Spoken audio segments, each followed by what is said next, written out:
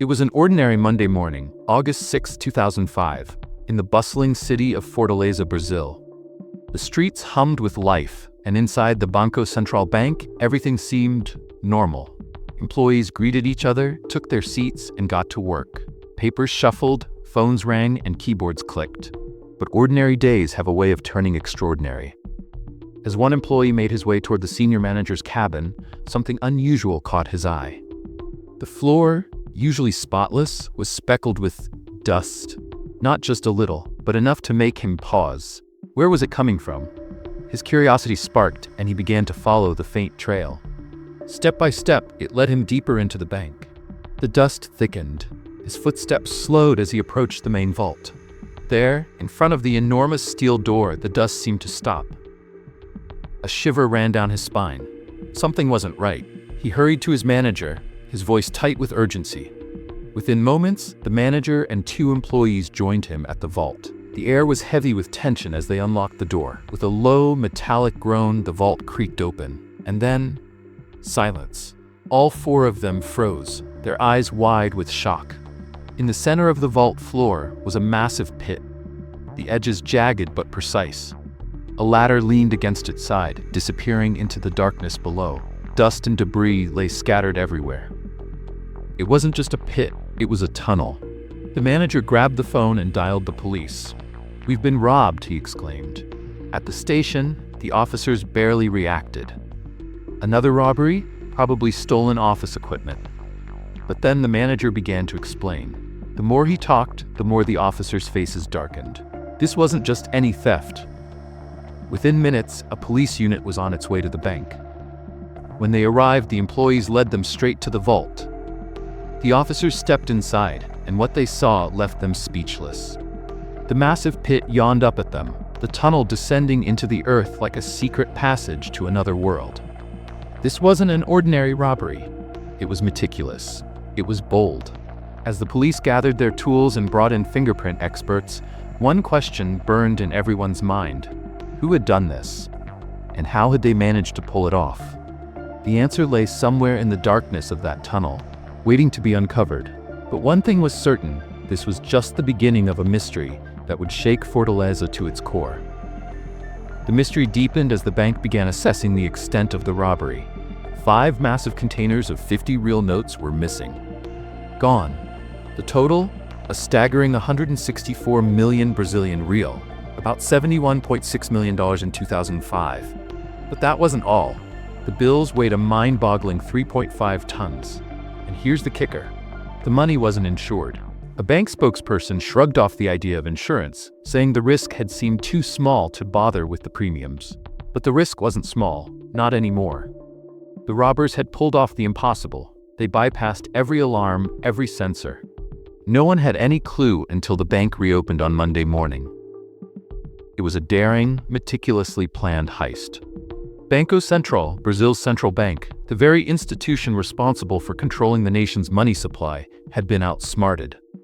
The stolen money wasn't just ordinary cash either.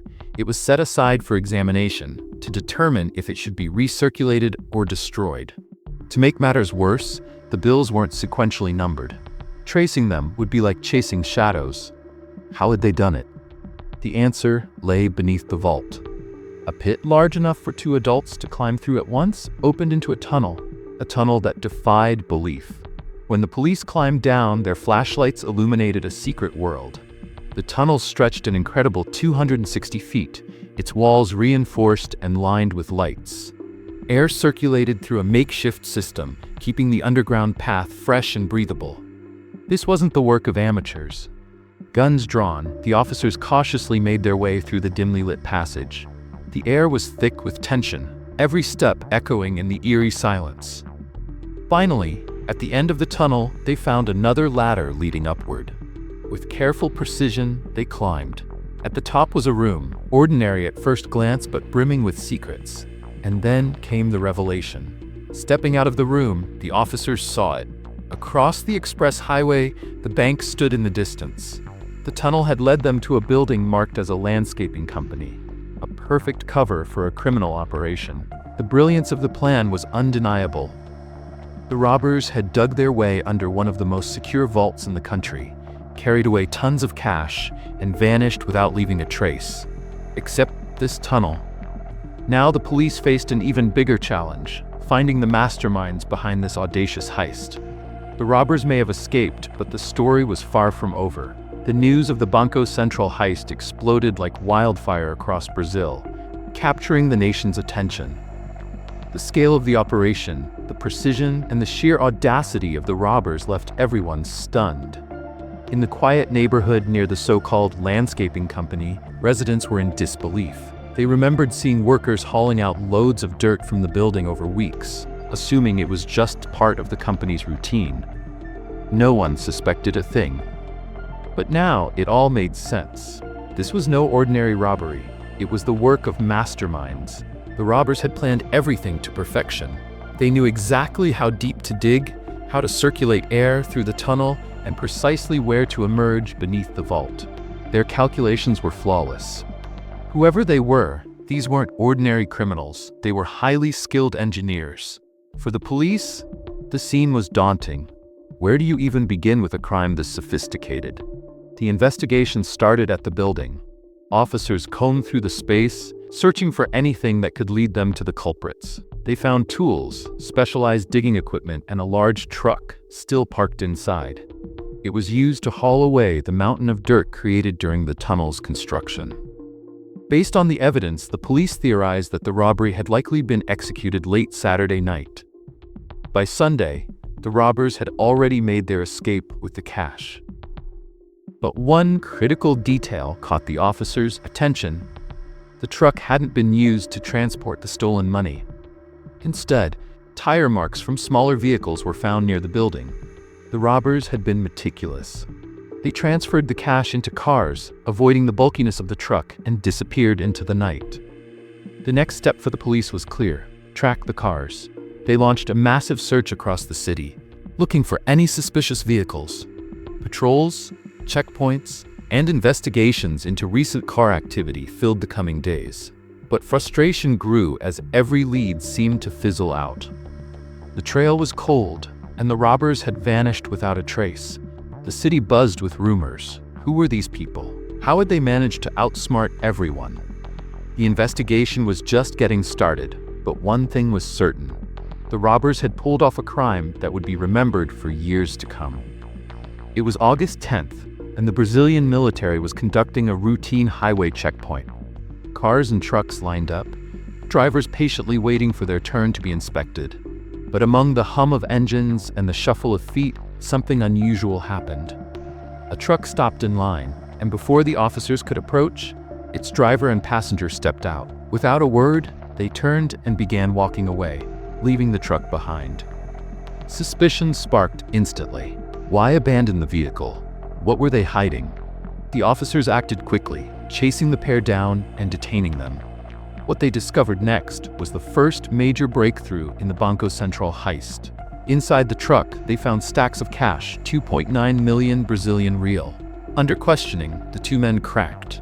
They gave up a name, Luis Fernando Ribeiro, the mastermind behind the heist. The next day, the police followed the trail. Using the information from the detained men, they captured 5 more suspects. These weren't just anyone. They were the tunnel engineers, the brains and brawn behind the 260-foot passage beneath the bank. Along with the arrests, another 5 million Brazilian real were recovered. But the story took an unexpected twist. The 7 men now faced charges, and a lawyer was assigned to defend them. While the lawyer was busy navigating the legal chaos, his phone rang. On the other end was a voice, calm but chilling. "We have Ribeiro," the caller said. "If you want him back, it will cost 1 million Brazilian real." The lawyer hesitated but kept his composure. "I need to speak with him first," he demanded. The kidnappers agreed. Moments later, a walkie-talkie crackled to life. Ribeiro's voice came through, steady but urgent. He confirmed the situation and instructed the lawyer to inform his family. Torn between shock and obligation, the lawyer reached out to Ribeiro's family. They deliberated but ultimately agreed to pay the ransom. The heist had already been a web of deception and brilliance, but now it had spiraled into something far more chaotic. Who had taken Ribeiro, and what would happen next? The stakes were higher than ever, and the answers were still hidden in the shadows. Even after the ransom was paid, Luis Fernando Ribeiro never returned. His family waited, their hope fading with each passing day. Fear turned into panic, and they finally approached the police, not just about Ribeiro's disappearance, but about his role as the mastermind of the Banco Central heist. It was a shocking revelation. Ribeiro wasn't just a key player, he was the orchestrator of the entire operation. A total of 25 people had been involved, but every expense, every detail of the elaborate heist had been funded and planned by him. Now, the hunt for Ribeiro intensified. Days later, the search came to a grim end. On the outskirts of Rio de Janeiro, a lifeless body was discovered. It was a 26-year-old man, Luis Fernando Ribeiro. He had been shot to death. When Ribeiro's family heard the news, their world shattered. The grief was unbearable, but it turned to suspicion when they received his body for the funeral. They noticed something chilling: cuff marks on his wrists. Why would a kidnapped victim have marks like that? The family's grief boiled into anger. They began to voice a bold accusation. The police were involved. Could corrupt officers within the force have orchestrated Ribeiro's kidnapping and murder? It wasn't an unfounded claim. Back in those days, corruption had plagued parts of the Brazilian police force, and such allegations weren't unheard of. The story swept through the nation, and many people believed the family's accusations. The once celebrated investigation into the heist now stood under a dark cloud of suspicion. Was Ribeiro's death a consequence of his own criminal actions? Or was it a sinister cover-up, silencing the one man who knew too much? The truth lay buried, leaving Brazil grappling with a tangled web of crime, corruption, and unanswered questions. The mystery of the Banco Central heist deepened as more members of the 25-person gang began disappearing. Just like Luis Fernando Ribeiro, some were reportedly kidnapped by unknown assailants. The fear among their families grew, and Ribeiro's lawyer, along with his family, continued to point fingers at the police, accusing them of foul play. But the police pressed on with their investigation, determined to unravel the web of this extraordinary crime. During an inspection of the now infamous tunnel, officers stumbled upon a crucial clue: a prepaid mobile phone card. It was clear this belonged to one of the robbers. When they traced the phone number, they discovered it was inactive, so they waited. Their patience paid off. When the phone number was reactivated, it led to a sweeping operation. Over 200 people were arrested. While not all of them were directly linked to the heist, many had ties to the gang. The arrests also led to the recovery of more stolen money. The breakthroughs didn't stop there. On August 1, 2006, authorities unearthed 178,000 Brazilian real buried in a house in Natal, Rio Grande do Norte. A month later, on September 1, 2006, the police launched a special operation called Operação Facção Tupera, the Operation Mole Faction. The operation resulted in the arrest of 43 suspects, including one of the alleged masterminds, and the recovery of an additional 275,000 Brazilian real in cash. But the trail was as dangerous as it was revealing. On October 3, 2006, the body of another suspect, Evandro José das Neves, was discovered in a São Paulo favela. The crime scene hinted at the same ruthless motives that had claimed Ribeiro's life. The net continued to close around the gang. On January 28, 2007, another alleged mastermind, Marcio Rafael Pierre, was captured in São Paulo. Just months later, on April 19, 2007, authorities arrested Edson Pereira de Queiroz, another key suspect. Despite these arrests, the enormity of the crime loomed large. By then, the federal police had apprehended 54 suspects and recovered approximately 20 million Brazilian real. But this was just a fraction of the estimated 164 million stolen. The story of the heist had grown into a sprawling saga of greed, betrayal, and relentless pursuit. As the arrests piled up and more money was recovered, one question haunted Brazil: how much of the loot and how many of the culprits would ever truly be found? But even after years of investigation, one question still lingered like an unsolved riddle: where is the rest of the stolen money? Speculation ran wild. Some believed the heist was orchestrated by Brazil's infamous criminal organization, Primeiro Comando de Capital, or PCC. According to these theories, the actual robbers were merely pawns, scapegoats in a much larger scheme. This would explain why the lion's share of the stolen fortune, amounting to over 140 million Brazilian real, was never recovered. However, the PCC vehemently denied any involvement, brushing off the allegations as baseless rumors. Meanwhile, the Brazilian police pointed to another mastermind, Paulo Sergio, the owner of the landscaping company, Grama Sintética, which means synthetic grass. Investigators claim Sergio used his business as a front to conceal his gang's months-long tunneling operation beneath the bank vault. And yet, despite all the arrests, theories, and recovered fragments of the loot, the vast majority of the stolen money remained unaccounted for, hidden perhaps in secret stashes, or spent, melted into the shadows of the underworld. The case, shrouded in intrigue and unanswered questions, remained officially open. The heist had left its mark not just on the vault it emptied, but on Brazil itself, a tale of ambition, cunning, and mystery.